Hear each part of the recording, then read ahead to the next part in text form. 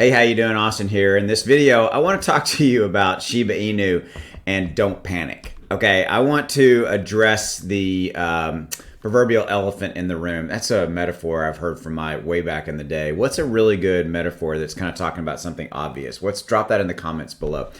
I want to talk about the elephant in the room related to SHIB. We have passed the 600 level. We're in the fives now. And I kind of feel like there's a fair amount of you guys and gals out there that are like, oh my God, we're going down and it's just Armageddon. And I want to talk about that. I want to talk about kind of bring into play my 30 plus years of stock experience and being in the equity markets and just being here. And yes, I know crypto is a little bit different than stocks, but at the end of the day, they are similar in the psychology of this situation. Okay. And so with that said, this is going to be just you and I kind of having a conversation, or me having a conversation with you and just kind of talking to you, because I really wanted to address the don't panic factor and also talk about it in the positive capacity. Okay.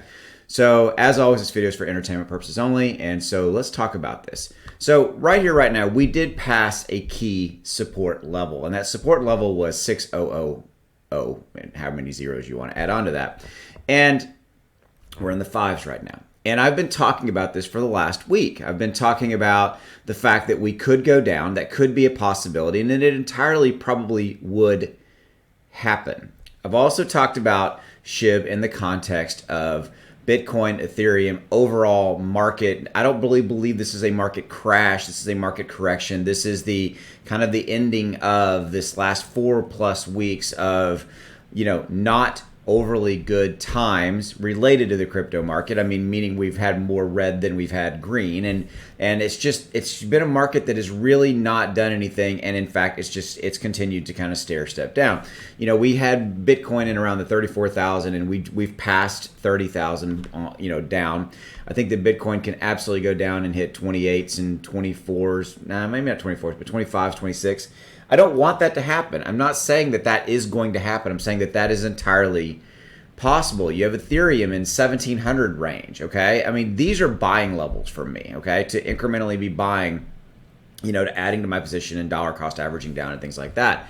And so, again, my hope is that you are okay. My hope is sitting in this chair and kind of being an advocate for you guys and talking and bringing you this content and always kind of going, okay, what kind of content can I bring you that brings you information, keeps you up to date, but also sometimes I feel like my job is morale. I feel like my job, especially in times like this, because it's tough right now. If you're sitting out there and you're like, you're looking at your accounts, your crypto account, your Coinbase account, whatever, Binance, wherever you have all your, all of your crypto, and you're like, man, this is not good. Is this ever going to end? And you start to almost kind of get this feeling of desperation, of it's never going to end. It's never going to change. It's going to go down and down and down and down and down. I want you to know that I have been there in 30 plus years of investing in the stock markets and things like that. I have felt that many, many, many times. Okay. And what has brought me, and by the way, I've given into that fear at times in the past, and I learned from that. And what has brought me through that is kind of looking at history and looking backwards and looking at like when the stock market crashed back, way back when in the 1920s and things like that, and looking at kind of how that all transpired, and then looking at, crashes that have happened along the way and downturns that have happened along the way. This is predominantly in the stock market looking at it, but it applies here.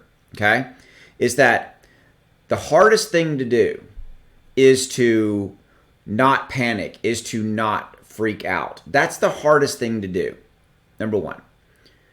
Number two, you have to take a longer term view. And in this scenario, a longer term view is probably by the end of the year, months, okay? We have catalysts. Shiba has catalysts out there, Coinbase, Robinhood, eToro, Webull, Shibarium, the ecosystem, all that is out there. And it's nothing, none of that has changed It's out there. It's not here now. This could be a tendency to kind of not be able to see the forest through the trees. Again, whatever metaphor you want to use there. And you have to look at it and go, okay, it's out there. And right here, right now, we're in rough seas. We're in rough seas because the overall market is in rough seas. This is not a Shiba Inu problem. It's not. Ironically, it's not even, it's not a Shiba Inu problem. And again, I know the hardest thing to do is to kind of weather the storm, is to kind of not begin to get this panic feeling of, oh my God, I got to get the heck out. I just want to cut my losses. I want to move on.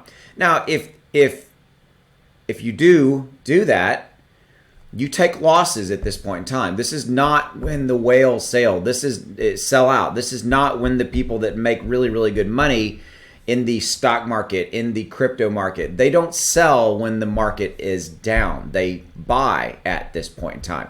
So let's talk about that. I realize that it's hard to put more money into the market. Okay, you don't want to put more money in it, then fine, don't sell, right? But right here, right now, I mean, I was talking to my buddy Zach last night and this morning, and I mean, I'm buying more Cardano. I'm buying more SHIB. I've said all along that if SHIB gets below 6, I'm most likely going to buy, and I probably absolutely will do that. I will. And if I do, I'll let you guys know. I mean, I have 200 million plus, tokens, and I think that at these levels, I mean, I firmly 1,000,000% believe in this token long term. And right here, right now, it is not a SHIB problem. I know I've said that like 3 times, but I also believe I need to keep saying that because I think that some of you guys need to hear that. You need to understand and kind of at least benefit a little bit from as long as I've been doing it. Some of you guys call me dad. I'm the old guy in the room. All this gray hair. Look at this. This is a gray hair. I've been around this block a few times, and it is what it is right now. And here's the thing. We could go lower. We could. And again, it's not a SHIB problem. It will come back. I would point you at the fact that look how many investors are already in SHIB. Look how many. It's not like there's a lack of interest. The reason that most cryptos die is a lack of interest. Or said a different way, a lack of money coming into them because no one knows who the heck they are. SHIB doesn't have that problem. Dogecoin doesn't have that problem. All these other ones, they don't have that problem. And so,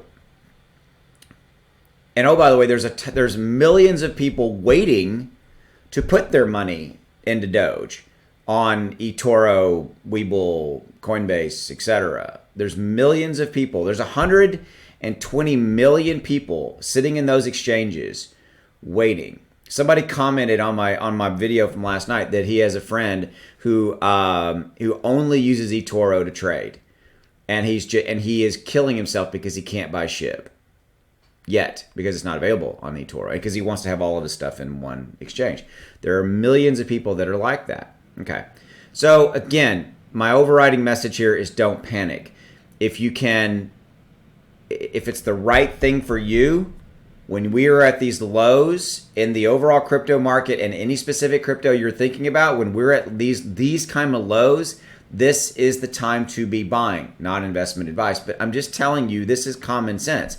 I realize and I know and I get it. It's hard to look at and go, ooh, man, everything's red. I want to put some money in there. I know that's hard. I get that. But this is when the smart people do it. This is when, the people who buy and sell real estate, they go in and they buy real estate when the market is depressed, when the market is really, really, really bad, and they can buy real estate at the lowest prices they can get. And then they develop it, build it up, and then they sell it at the high. They don't buy real estate on the high end and think they're going to make a bunch of money. If that's the metaphor you want to use. All right. So thank you for your support of my channel. I truly appreciate you. Don't panic. It's all good. It will get better. I promise. See ya. Bye.